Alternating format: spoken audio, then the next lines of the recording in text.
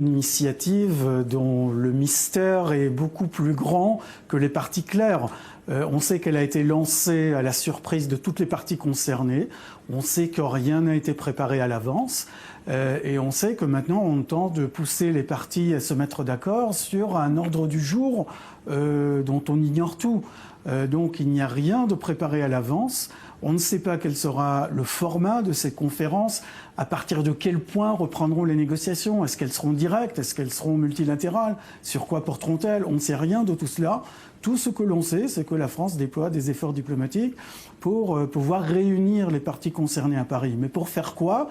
Eh bien, il y a toujours un grand point d'interrogation là-dessus. Et rien n'est moins clair en ce moment. Et ça veut dire que vous n'êtes pas très confiant sur le résultat des premiers contacts que Pierre Vimont va avoir avec ses interlocuteurs israéliens et palestiniens? Écoutez, honnêtement, pas vraiment, parce que j'ai vu comment s'étaient préparées les conférences de Madrid, la conférence d'Annapolis, d'autres conférences. Il y a eu énormément de travail préalable pour que les parties arrivent à la conférence elle-même, à l'inauguration, alors que l'ordre du jour est très clair, alors que l'on sait très bien qui fait quoi et de quoi on parle. Et je dirais que presque les communiqués de presse étaient déjà préparés à l'avance. Alors qu'ici, les conversations de paix ont été laissées en l'état il y a environ 1 an et demi, 2 ans. Elles ont été laissées là où John Kerry les a laissées. Est-ce qu'on va reprendre de ce point-là? Est-ce qu'il y aura une nouvelle formule? Est-ce qu'on reprendra le plan d'Annapolis? Est-ce qu'on reviendra au paramètre Clinton? On ne sait pas ce que les Français proposent, hormis la réunion en soi. Mais se réunir, pourquoi faire?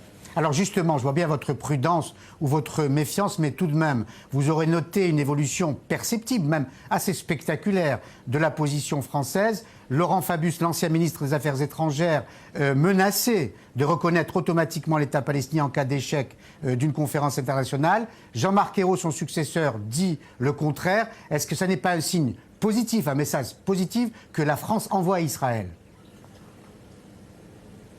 Oui, je crois que c'est un rétropédalage qui en dit long sur la conscience qu'a pris la diplomatie française du faux pas qu'avait fait Laurent Fabius en annonçant à l'avance le mot de la fin, en quelque sorte. Je crois que ce n'est pas seulement les protestations d'Israël qui ont convaincu les Français qu'ils devaient faire marche arrière. Je crois qu'ils se sont entendus dire la même chose de la part des Allemands, de la part des Américains, probablement de la part d'une partie des Arabes aussi. Maintenant, une fois qu'on est revenu à une position plus réaliste et plus prudente, il faut savoir comment on veut avancer. Et là, je répète, il y a encore énormément de travail à faire, il y a trop d'inconnus. Il est hors question, évidemment, qu'Israël négocie avec la Ligue arabe ou avec la France ou l'Union européenne. La négociation sera directe ou ne sera pas. Est-ce que la France est en mesure de promettre que les négociations directes reprendront? Puisque Abou Mazen, pour l'instant, donne l'impression de refuser toute reprise des négociations directes. Il y a encore beaucoup d'obstacles que Pierre Vimont pourra mesurer par cette première visite. Il y a encore énormément de travail à faire avant que l'on puisse se réunir pour faire un vrai travail et pas seulement pour faire une belle photo. Alors Yigal Palmore, vous anticipez la question que je m'apprêtais à vous poser sur le fond, sur la question centrale. Faut-il une conférence internationale pour relancer le processus de paix ou une rencontre entre les deux parties qui sont en conflit? Vous avez répondu, vous annonçant en quelque sorte l'échec de ce projet de conférence internationale. Au fond, si l'une des deux parties ou si les deux parties refusent ce type de conférence,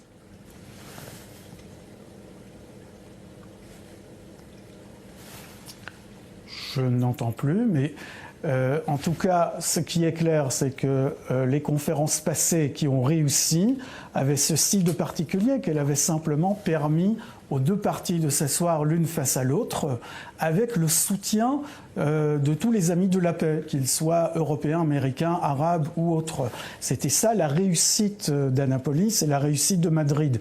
Maintenant, s'il s'agit d'impliquer dans la négociation elle-même d'autres parties que les Israéliens et les Palestiniens, eh bien c'est voué à l'échec, à l'avance, c'est clair et net. Donc si les Français trouveront le moyen de mettre les Israéliens et les Palestiniens face à face et de leur faire recommencer la négociation là où ils l'ont laissé, pour ne pas tout recommencer depuis la case départ, là, il y a une chance de réussir quelque chose. Mais pour l'instant, je le répète, rien n'est garanti.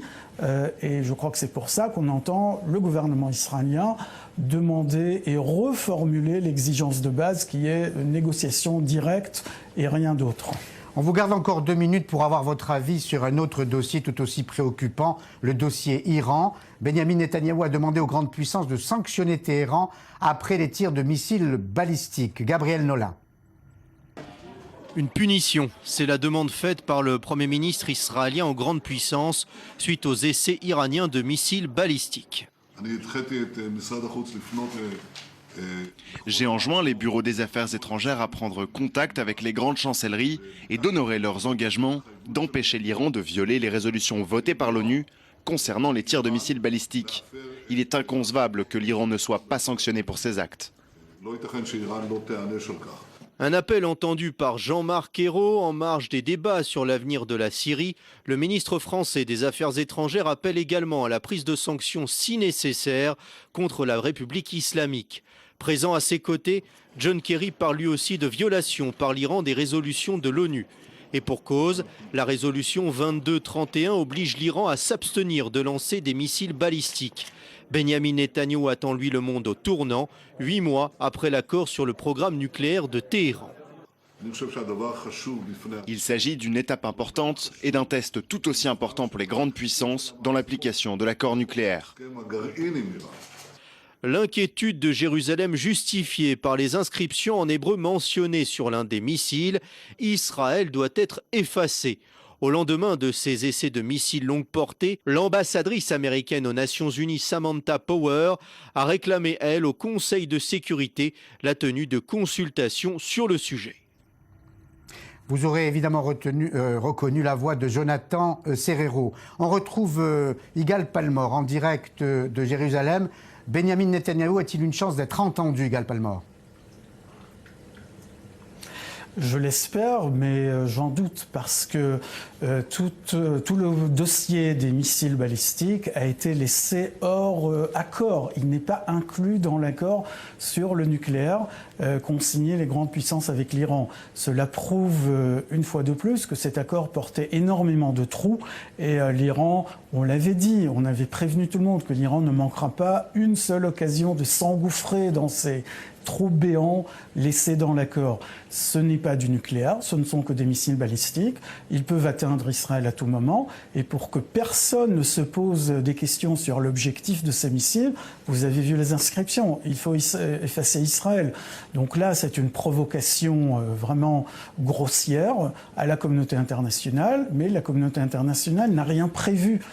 Il n'y a pas vraiment d'accord, je dirais, restrictif sur les essais balistiques de l'Iran. Il faut pour cela une nouvelle résolution du Conseil de sécurité. Pour cela, il faut que les grandes puissances se mettent d'accord autour d'un projet de texte. Et on est très loin, très loin de cet objectif-là. Merci beaucoup, Yigal Palmor, pour cette contribution en direct de Jérusalem. Je vous annonçais en début d'émission de ce Paris-Jaffa 2 attaques. L'une en Côte d'Ivoire, où il y aurait eu une douzaine de morts. Attaque menée par probablement des islamistes. 6 d'entre eux, d'ailleurs, ont été arrêtés.